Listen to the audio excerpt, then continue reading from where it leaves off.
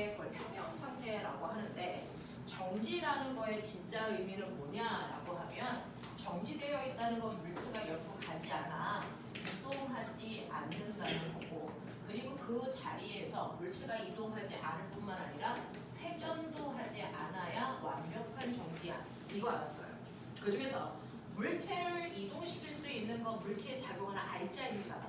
그래서 R자 힘이 작용하지 않는 힘의 평형인 상태여야 물체가 이동하지 않는 거야. 그래서 R자 힘이 0이어야 돼 라고 하는 힘의 평형이 성립하면 이동하지 않아.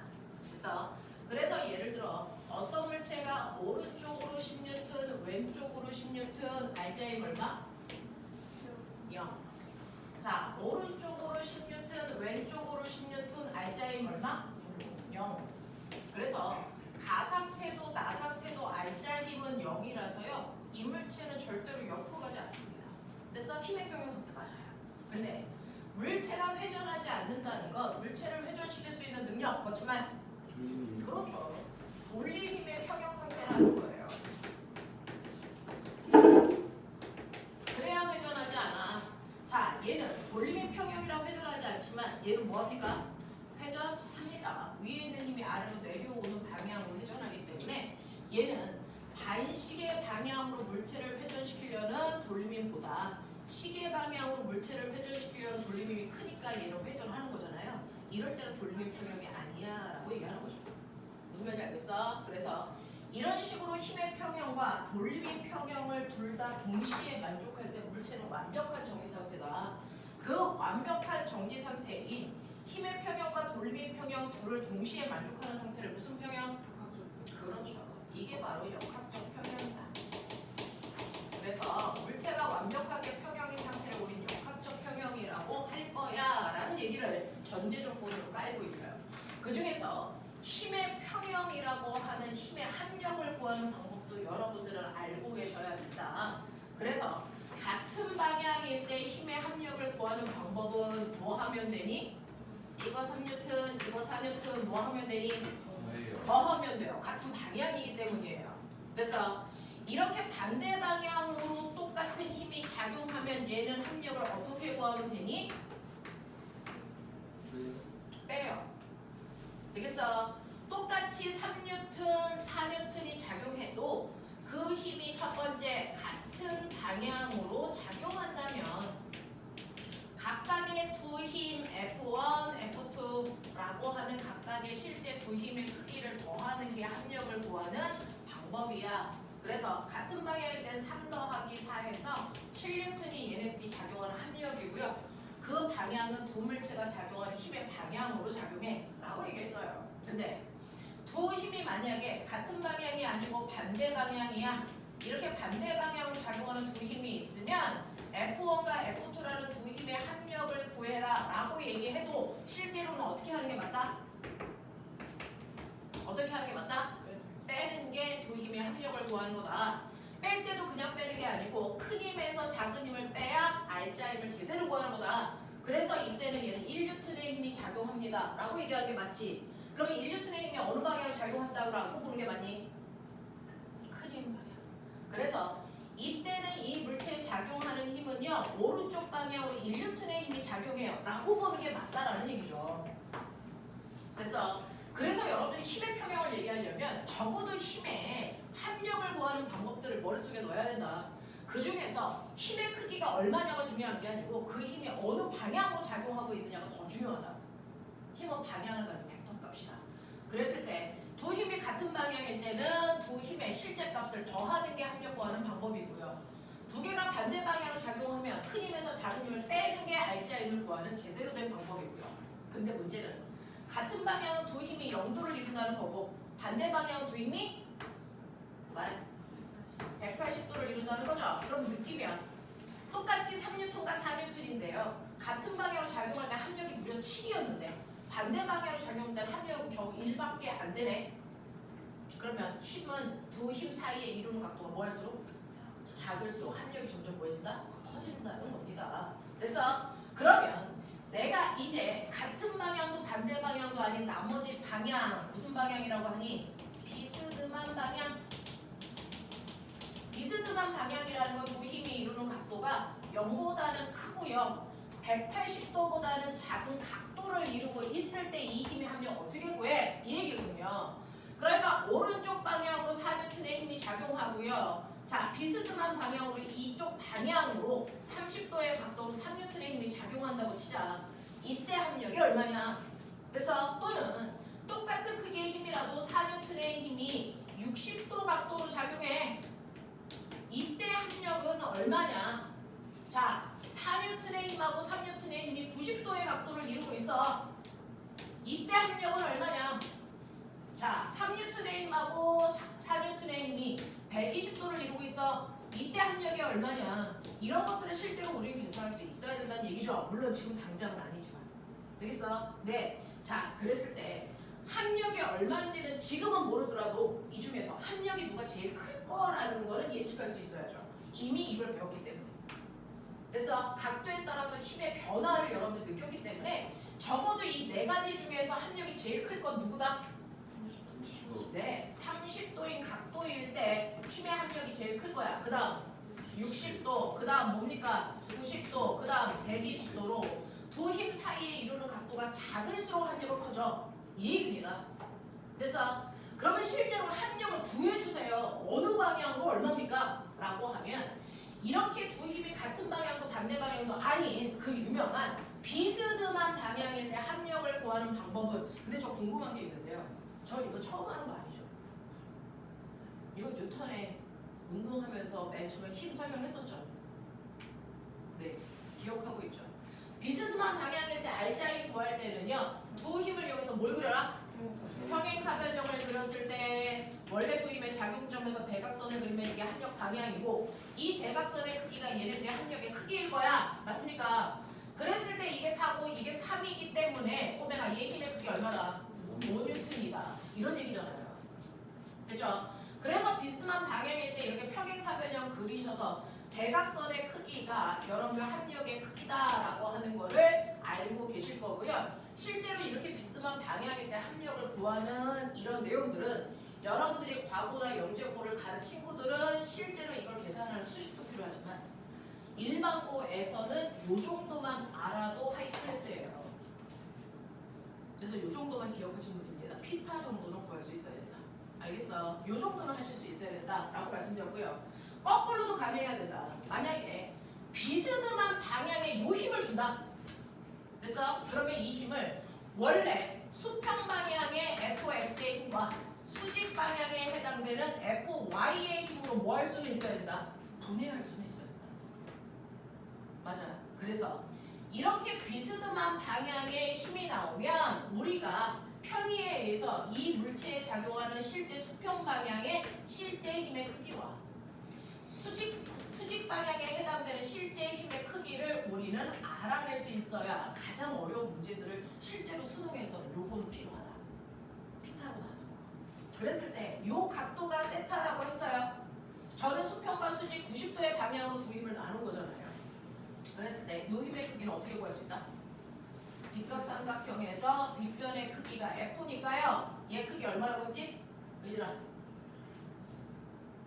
이 크기 얼마니? F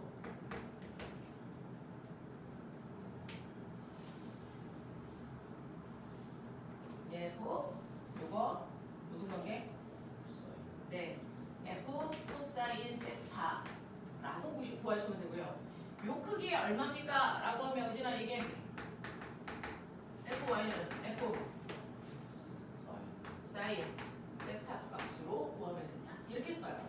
그래서 하나의 힘을 수평 방향의 힘과 수직 방향의 힘으로 나누어서 힘을 분해해 놓고 계산하는 능력이 있어야 거기에 있는 액자 걸어놓은 문제가 해결되더라.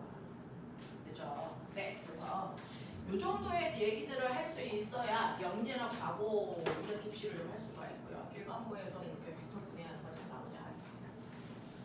일반고에서는 같은 방향과 반대 방향 정도만 여러분들이 다룰 수 있으면 된다라는 얘기입니다. 자, 그래서 힘을 여러분들이 조금 이해하는 거, 그래서 힘의 평형을 정확하게 힘을 합성하는 과정을 이해할 수 있어야 된다는 게 첫 번째 관건이었고요. 그 다음에 돌림의 평형을 이해하려면 여러분들이 돌림 힘을 제대로 계산할 수 있어야 된다 라고 하는 물체를 회전시킬 수 있는 능력을 우리가 토크라고 하는 건데, 이때 벽면으로부터요 나사를 이용해서 어떤 물체를 받침점으로부터 보이세요? R만큼 떨어져 있는 곳에 90도 방향으로 힘을 준다고 치자. 그러면 당연히 얘가 이 힘 때문에 회전을 해요. 이런 식으로 시계 방향으로 회전해서 이 물체가 이렇게 오게 될 거다. 그래서 이 힘은 물체를 회전시킬 수 있는 능력이 돌림 힘을 만들어낸 거다. 그 돌림 힘은요, 받침점으로부터 떨어져 있는 거리에 90도 방향으로 눌러준 힘의 크기를 곱한 값이야 라고 얘기했어요. 그러니 지금 시계 방향으로 물체를 회전시킨 돌림힘은요, 받침점으로부터 2m 떨어진 곳에 수직한 방향으로 10N의 힘이 작용했습니다. 그래서 이 물체에 작용한 시계 방향의 돌림힘은 20Nm라는 돌림힘이 작용했다라고 하는 겁니다. 그죠? 근데 이렇게 시계 방향으로 돌림힘만 작용하면 얘는 회전할 수밖에 없어요. 근데 양쪽으로 시계 방향과 반시계 방향의 돌림힘을 줬을 때 그 크기가 같아. 어느 쪽으로도 회전하지 않는 상태를 우리는 돌림힘 평형 상태라고 얘기합니다. 그래서 자, 대표적인 게 여러분들이 알고 있는 시소라는 겁니다. 그랬을 때요, 거기에 누워있는 걸리버 아저씨 보여요? 몇 번 문제입니까? 어차피 너희 나한테 이거 질문할 거니까. 걸리버 아저씨 36페이지에 82번이잖아요. 32페이지에 82번은요. 실제로 아저씨가 이렇게 누워있는데 아저씨의 머리 밑에 저울을 놓고요. 머리가 얼마의 힘으로 누르는지 보겠다는 거예요. 300N의 힘으로 누르고 있다는 거예요. 그 다음에 다리 쪽에다가 저울을 놓고 무게를 재겠다는 거예요. 250N의 힘으로 다리 쪽에서 누르고 있다는 겁니다. 됐어. 자, 그랬을 때요. 그러면 머리는 여러분들이 보시는 것처럼 반시계 방향의 돌림힘을 줄 거고, 자, 다리 쪽에 있는 힘은 시계 방향의 돌림힘을 주고 있지만 어느 쪽으로도 회전하지 않았다는 겁니다. 이 아저씨는 돌림힘 평형이라는 거예요. 그래서 그러면 돌림힘 평형이 되려면 이 아저씨의 어디에 받침점, 다시 말해요, 그 아저씨의 무게 중심점이 어디에 있어서 몸이 한쪽으로 기울지 않았을까 라고 하는 무게 중심점이라고 하는 받침점의 위치 찾아라는 겁니다. 되겠어? 그랬을 때 보시면 양쪽에서 누르는 힘의 비율이 몇 대 몇이니까 보이세요? 몇 대 몇입니까? 6대 5니까 떨어져 있는 받침점으로부터의 거리의 비율이 몇 대 몇이면 되겠다. 5대 6이면 되는데 이 아저씨 전체 길이가 얼마다? 네. 얼마? 1.6m. 네, 1.6m다. 이렇게 나온 거잖아요. 그래서 160cm. 그러니까 어디로부터 재는 거예요? 다리로부터였나요? 네, 다리로부터 무게 중심까지의 거리가 얼마입니까? 라고 했으니까 1.6 곱하기 전체 11 중에서 얼마? 6만큼 간 거예요. 요거 계산하시면 된다고. 그래서 이런 식으로 해서 무게 중심점의 위치를 구해내시는 문제였고요.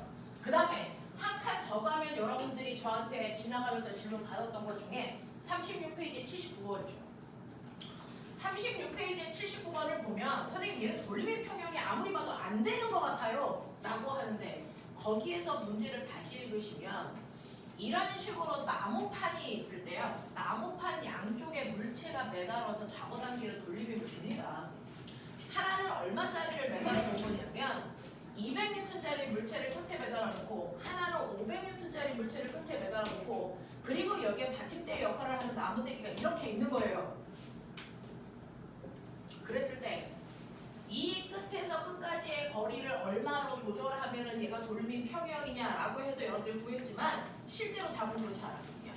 왜 그러냐라고 하면 문제에서 읽어야 되는 내용이 하나 더 있었죠. 뭘까요? 막대기의 무게. 됐어. 사실은 이 막대기에 작용하는 힘이 몇 개일까요? 빨리 봐. 꽤 많을 것 같은데요. 셀 수 있어요. 몇 개일 것 같아요? 네, 4개입니다. 이 막대기에 작용하는 힘이 4개인데 지금 여러분들은 힘을 몇 개만 보고 있어? 2개만 보고 있거든요. 그죠? 자, 힘이 4개 작용합니다. 첫 번째는 왼쪽에서 누르고 있는 이 힘 하나가 있을 거고요. 하나는 오른쪽 끝에서 누르는 이 힘도 있겠지만, 그래서 이 막대기에 작용하는 무게입니다. 자, 막대기는 균일하기 때문에 무게 중심점을 전체 막대기의 정 가운데로 보시면 된다. 거기에 얼마? 100N의 힘이 작용한다. 요거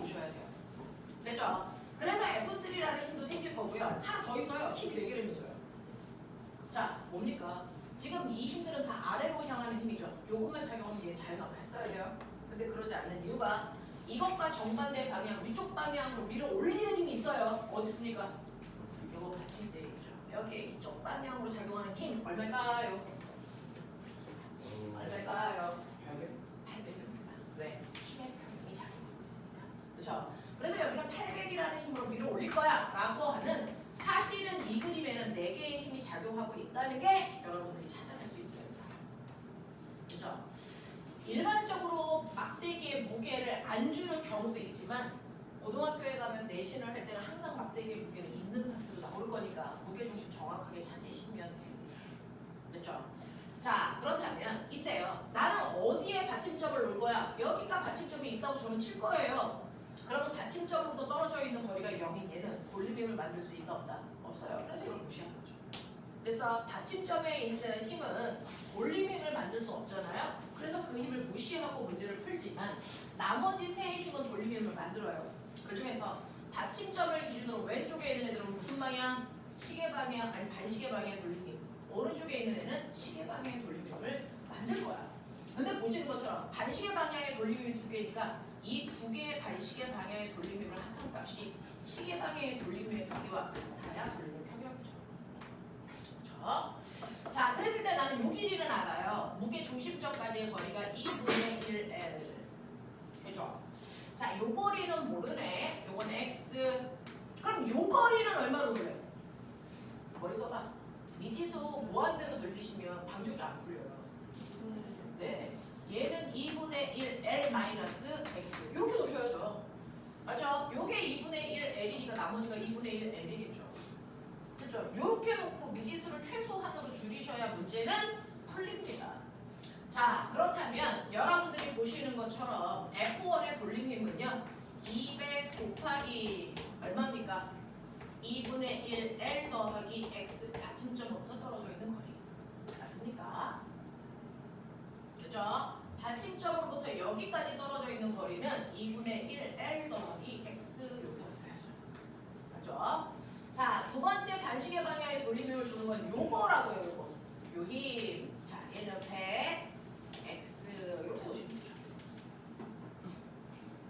시계 방향의 돌림힘은 요겁니다. 요거.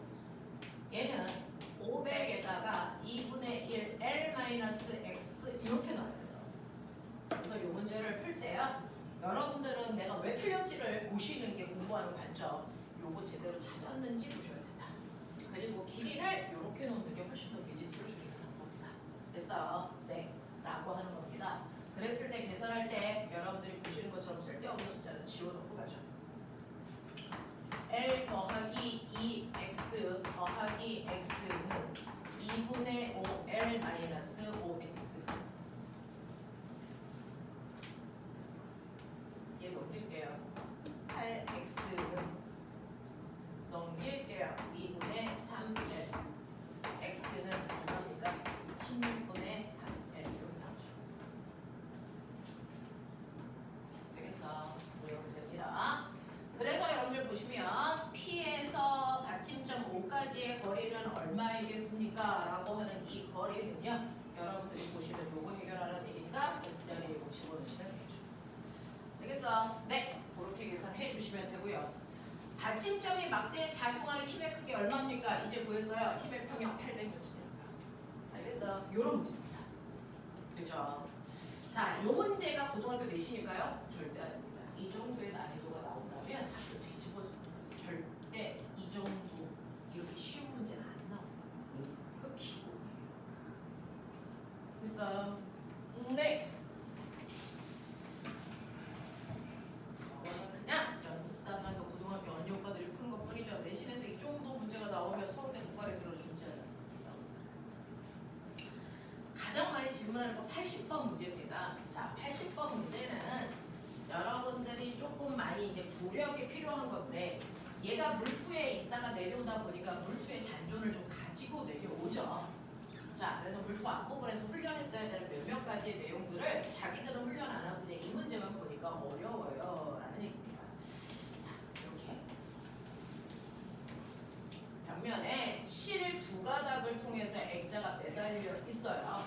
그랬을 때 요 실이 액자를 잡아당기는 T1이라는 장력과 그래서 요 실이 액자를 잡아당기는 T2라는 장력과 그래서 저는 액자 보고 있어요. 자, 액자에 몇 개의 힘이 작용할까? 액자는 정지잖아요. 무조건 합력은 0인 상태야. 그치? 몇 개의 힘이 작용해서 합력을 0 만들었을까? 네 개. 자, 몇 개? 몇 개? 3개입니다. 말해봐.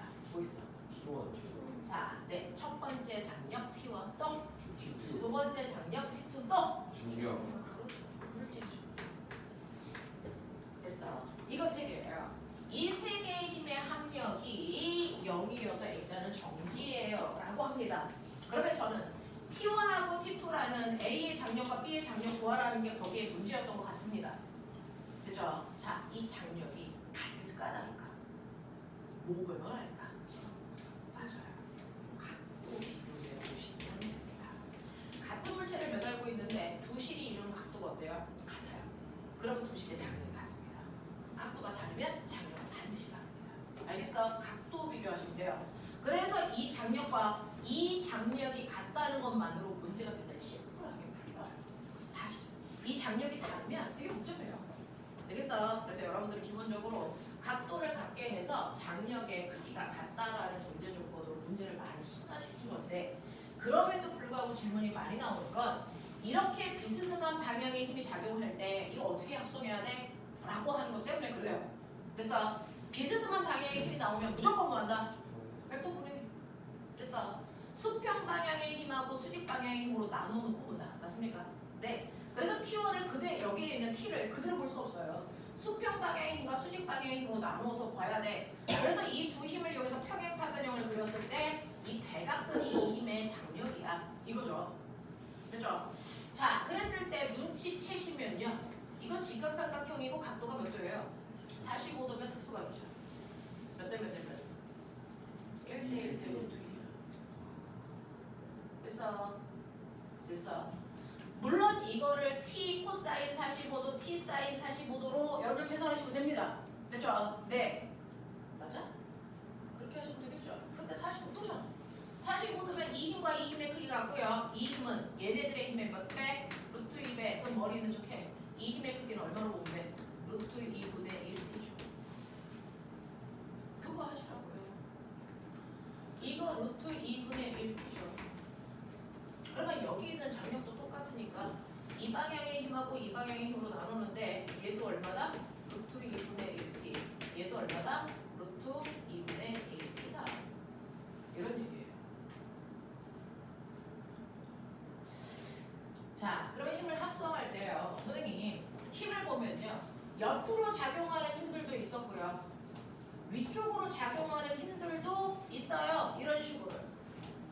이 힘들이 작용하고 있는 건데 합력 어떻게 구해요? 합력은 수평 방향으로 작용하는 힘들의 합력이 얼마? 0. 수직은 수직 방향으로 작용하는 힘들의 합력 얼마? 0. 수평과 수직 방향의 합력을 따로따로 구하셔야만 됩니다. 그래서 그럼 수평 방향으로 작용하는 힘은 두 개밖에 없는데요. 얘하고 얘. 네. 두 힘의 방향은 뭡니까? 반대예요.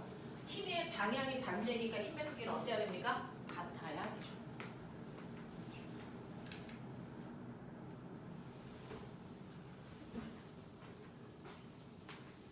덥단 얘기니 춥단 얘기니?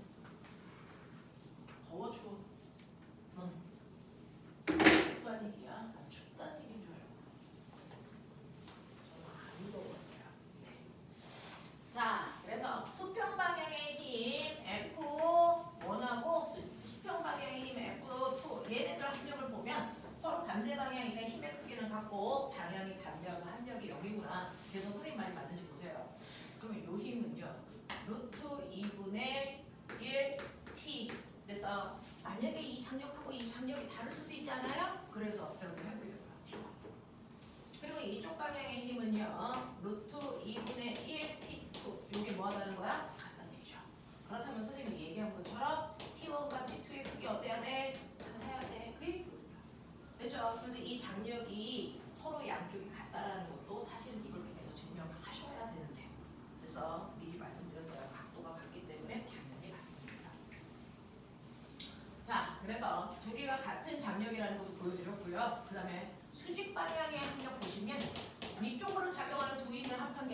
작용하는 하나의 힘의 크기와 어때야 되니? 같아야 돼요.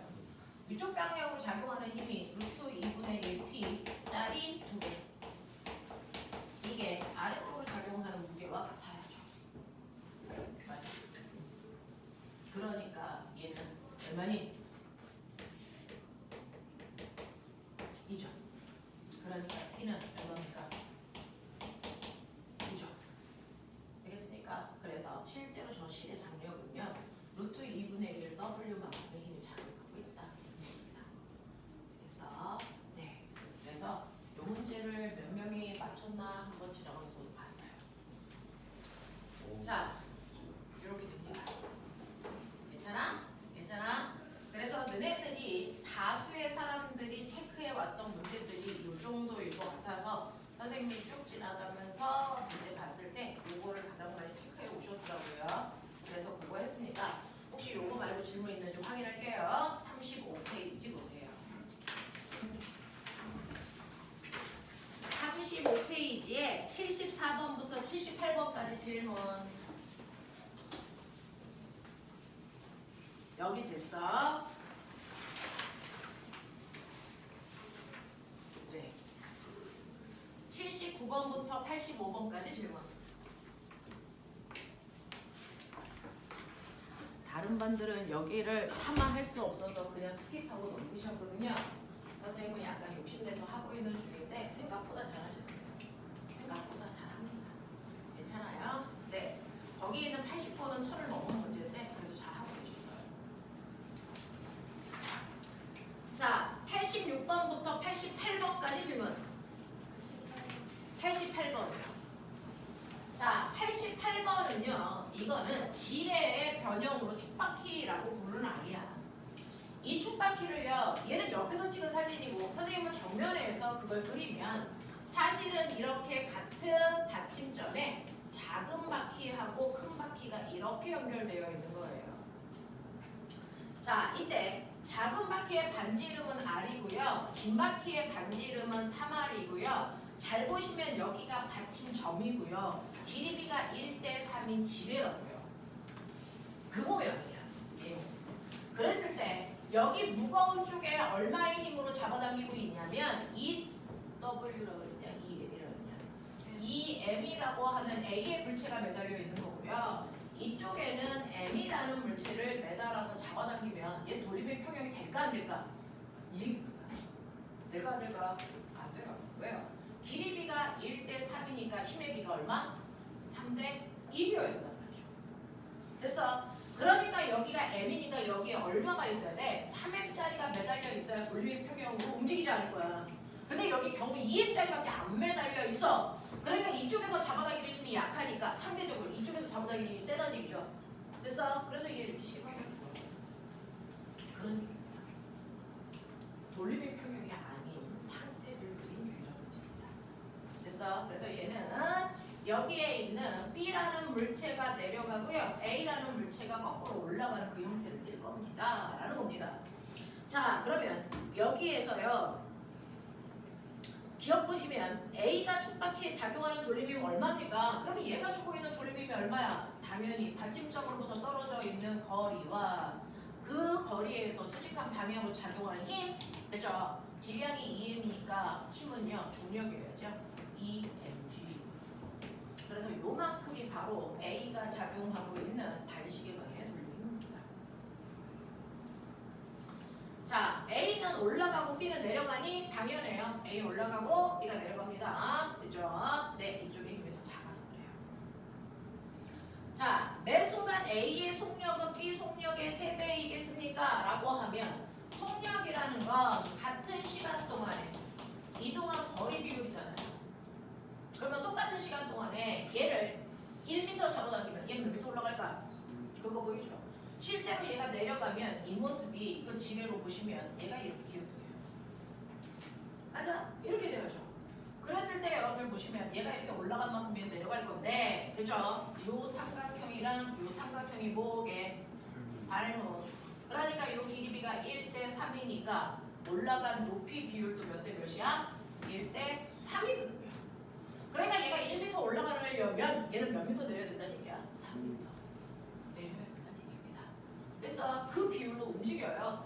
그래서 A가 1m 올라가는 동안 B는 3m 움직이기 때문에 같은 시간 동안에 속력은 B가 3배 클 거다라는 얘기가 맞습니다. 알겠어? 이런 얘기입니다.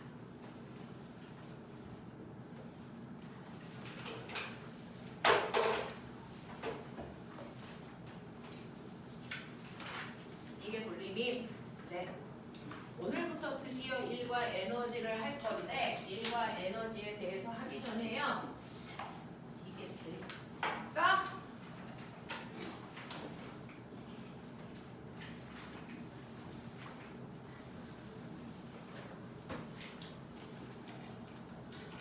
할 수 있는 만큼 풀어봐.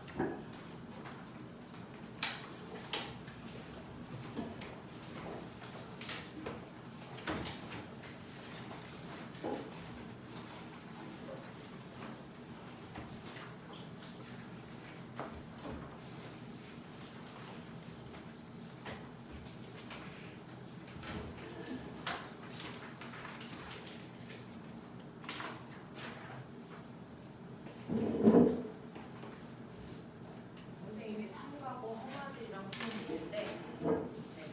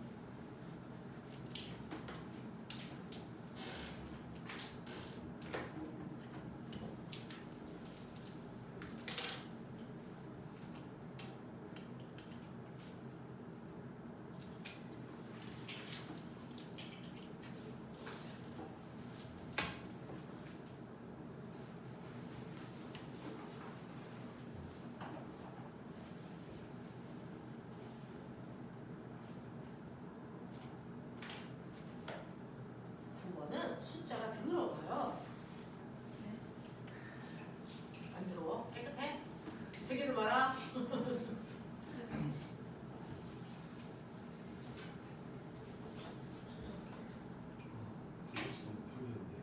네. 근데 그럴 수 있어요. 9번하고 10번은요. 이거 이제 하이탑에 있는 문제고. 어? 아, 숫자가 깨끗해. 선생님하고 보는 그러니까 루트가 있어요. 루트. 선생님 혹시 답에 I 들어오나요? 루트가 있어요. 허수는 뭐? 네. 그래서 그래요. 허수가 있어요? 자, 채점해 볼까요? 돼요. 아니 근데 아, 너무 네, 알겠습니다. 깨끗하게 나왔는데 대단히 깨끗해요? 오. 루트 루트 그래요? 제가 계란 소리 듣고. 아니 근데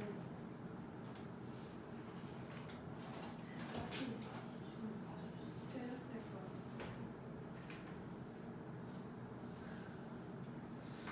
저도 틀릴 것 같은데 어.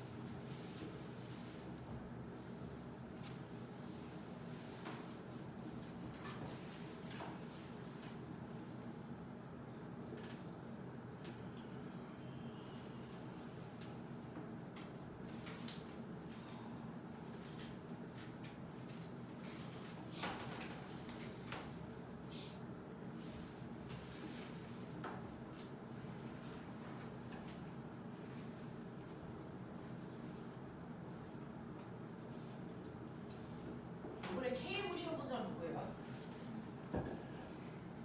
부정실. 준호도 봤니?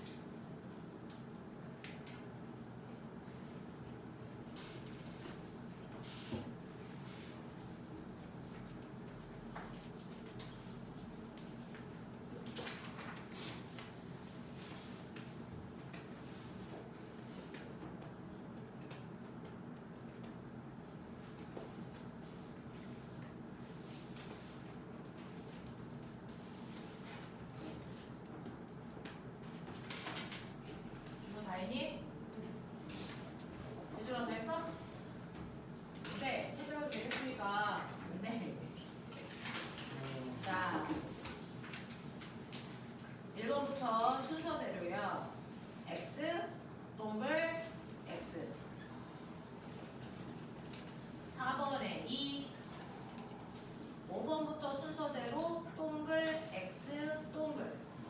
왜 먹었지? 8번에 얼마 하게? 50. 자, 10번은 2고요. 9번은 루트 3분의 880. 망쳤다. 루트 3분의 880입니다. 맞은 개수 확인해 주세요. 2번 10번 네? 2번 10번 루트 3분의 880이고요. 10번에는 2번이고요. 가연이 몇 개? 주민, 저는 이게 버스 있어요. 준호, 잠시만요.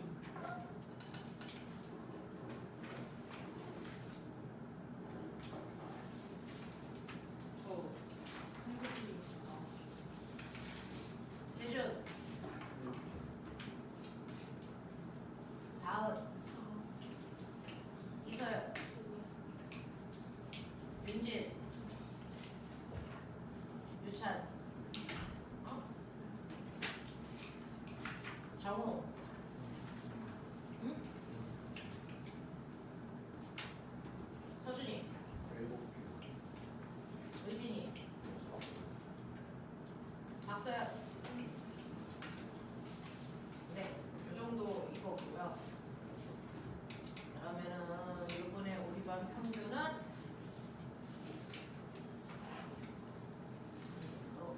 자 보시면요.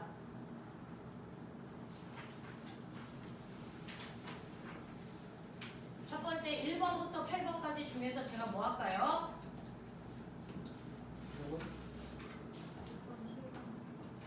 6번, 7번, 8번 이렇습니까? 자 보시면요.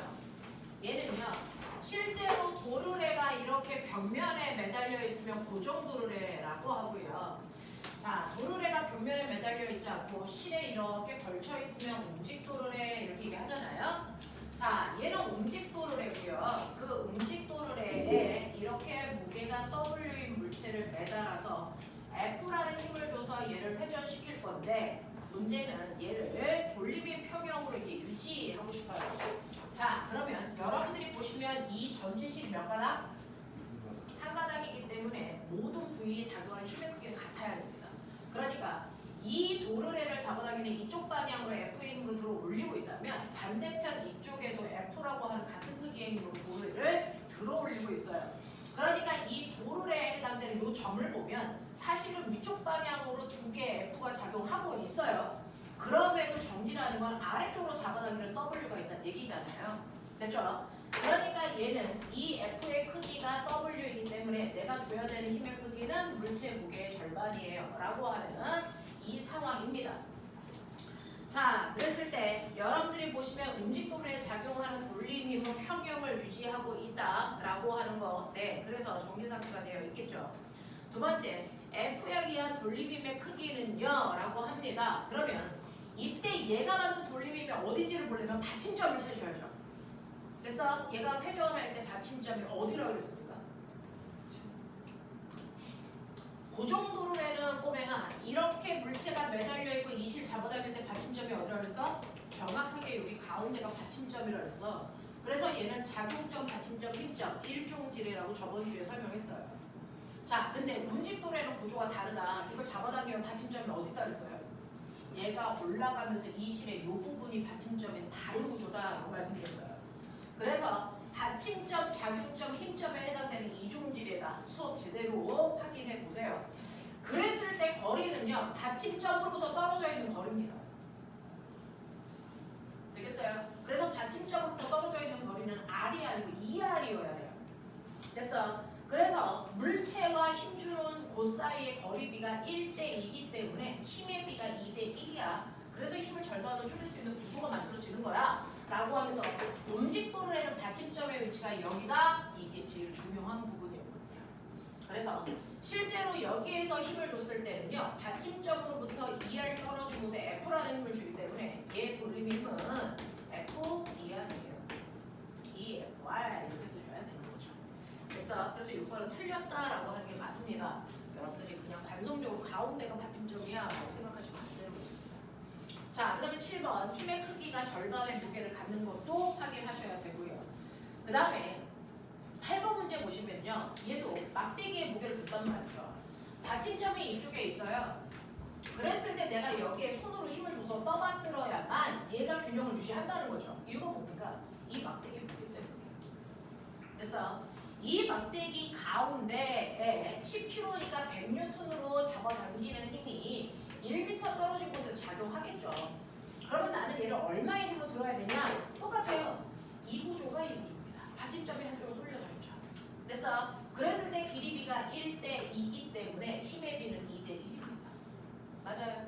그래서 50N의 힘으로 받치고 있으려면 볼 수 있어요. 라는 얘기입니다. 자, 그 다음에 9번하고 10번을 볼 건데요. 자, 9번 같은 경우에 무게가 400N이고 길이가 5m인 균일한 판자의 왼쪽 끝부분에 핀으로 벽에 연결되어 있어요. 그 핀 부분을 받침점으로 볼 겁니다. 그럼 핀에 작용하는 힘은 무시입니다. 그렇죠? 그래서 이렇게 벽에다가 핀으로 고정시킨 막대기가 있고 이거 실로 이렇게 걸어서 얘 돌림이 평형인 상태야. 이 얘기하는 거잖아요. 그랬을 때 이 막대기의 길이가 5m이고요. 그 다음에 이 각도는 60도이고요. 이 핀에 작용하는 힘은 있지만 이건 무시죠. 받침점에 작용하는 힘은 무시한다 했어요. 자, 그리고 이쪽 방향으로 실이 잡아당기는 장력이 있고요. 됐어. 그리고 자, 무게가 400N이고 길이가 5m 그렇기 때문에 이 막대기도 무게 있는 거 보이셨어요? 막대기의 무게가 400N이라고 했잖아요. 그럼 정확하게 가운데에 400N의 무게가 작용하고 있다는 거 습관적으로 확인하셔야 됩니다. 자, 그 다음에 왼쪽 끝부분에 벽이 고정되어 있고 60도 각도로 실을 매달아 놓은 거고요. 판자의 무게가 600N인 물체가 벽면으로부터 2m 떨어진 곳이니까 무게 중심보다 앞쪽에 돼서 화분이 600N으로 누르고 있어. 이런 얘기죠. 요거리는 2m잖아요. 자, 그랬을 때 장력의 크기를 T라고 하고요. 핀에 판자에 가하는 힘은 R이지만 거기를 받침점으로 볼 거니까 무시할 거고요. 장력의 크기가 얼마인지 구해라. 결국은 이 T값 구하라는 게 방건일 거고요. 그렇죠? 자, 그러면 실제로는요. 여기에서 보시면 받침점을 기준으로요. 자, 받침점을 기준으로 이 시계 방향 돌림임, 시계 방향 돌림임, 장력은 반시계 방향 돌림임을 맞춰야죠. 그 돌림이 평형이죠. 그렇죠? 자, 근데 아까 봤던 문제예요. 그것처럼 실제로 장력이라는 게 비스듬한 방향으로 작용하니까 수평으로 누르는 힘이 있고요. 수직으로 들어 올리는 힘이 있죠. 그 중에서 얘는 돌림임을 못 만들어요. 받침점과 나란하니까. 그렇죠? 자, 받침점으로부터 떨어져 있는 거리에 수직한 방향으로 작용하는 요 힘만 돌림힘을 만들 수 있네. 이걸 얘기죠. 그러니까 요 힘이 얼마인지 찾으셔야 되니까요. 이것도 평행사변형 들었을 때 여기가 직각삼각형이야 라고 해서 길이 비율 그래서 1대 2대 루트 3 이용해서 푸셔도 되고요. 여기가 요 크기니까 얘 크기는 얼마냐면 t 사인 60도야 이렇게 놓고 풀어도 되고요. 같은 말이에요. 사인 60도가 얼마나 하게? 2분의 루트 3 됐죠? 그래서 얘는요 2분의 루트 3t야 여기입니다. 됐죠? 이렇게 놓고 푸시면 되는데 그렇다면 결론은 언제나 시계 방향의 돌림힘이 반시계 방향의 돌림힘이랑 같다 이거 놓는 거야. 시계 방향의 돌림힘은 요 두 개 있어요. 요거 두 개 계산하셔야죠. 됐죠? 거기에 있는 화분인 600N짜리 물체가 받침점으로부터 2m 떨어진 곳에 작용하는 돌림입니다. 막대의 무게 400N짜리가 받침점으로부터 2.5m만큼 떨어진 곳에서 잡아당기는 돌림입니다. 그 다음에 반시계 방향의 돌림힘은요 2분의 루트 3t가 그래서 몇 미터 떨어져 있냐? 5m 떨어져 있어요. 이게 같아야 된다는 얘기죠. 그래야 존재할 수 있죠.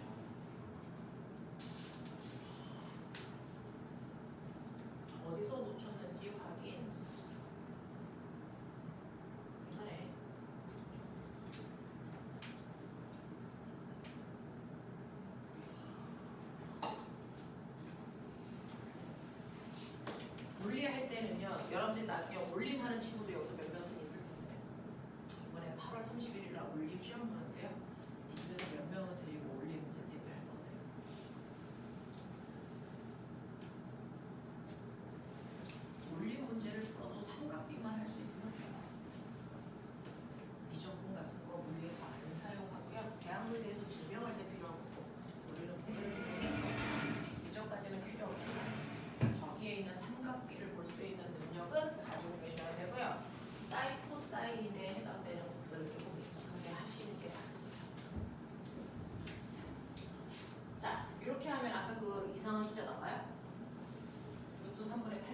C구나. 네, 그걸 알아요? 네, 그렇게 하시면 되겠습니다.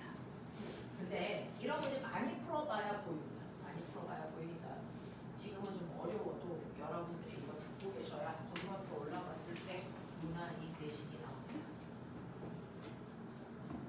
여러분 중학교에서도 넘사벽으로 공부 잘하는 친구 있죠? 신기하게도 고등학교에 올라가면 그런 친구들이 대단히 많습니다. 어디에 숨어있다 나오는지 모르는데 대단히 그런 친구들이 많습니다. 내신 따는 게 중학교에서보다 훨씬 더 어려워져.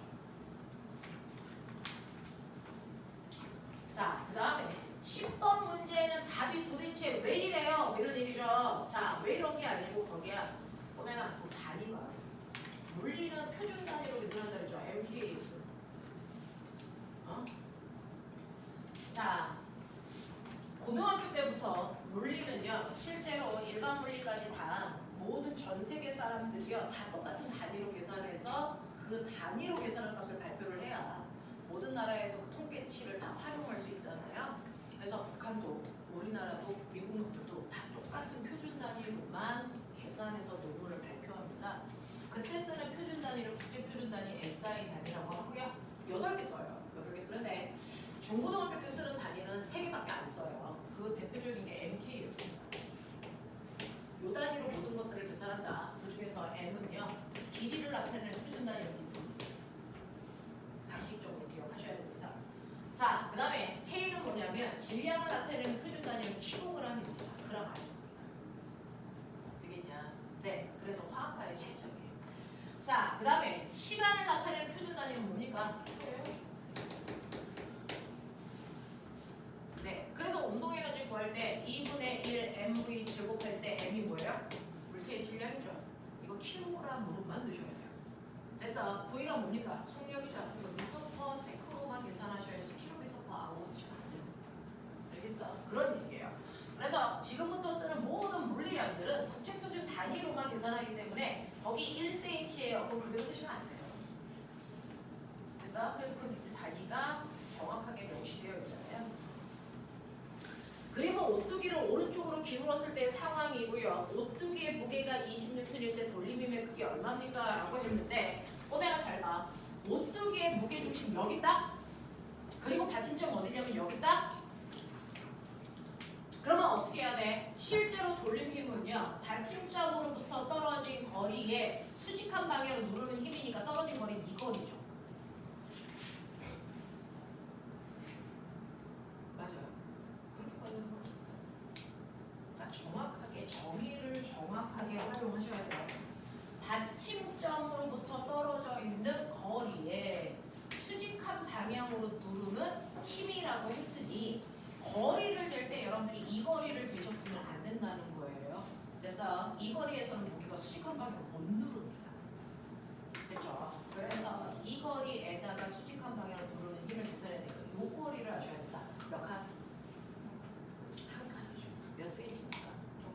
그냥 1cm니까 0.01m. 그래서 0.01m의 20N의 힘이 작용해요. 그러니까 얘는 돌림힘이 0.2Nm라고 쓰시는 게 맞다. 맞아. 정확하게 봐야 되는 거 단위 확인하셔야 되고 정의를 보셔야 됩니다. 받침점으로부터 떨어져 있는 거리에 수직한 방향으로 도는 힘입니다. 그러니까 수직한 방향으로 떨어져 있는 거리를 채택하셔야 됩니다.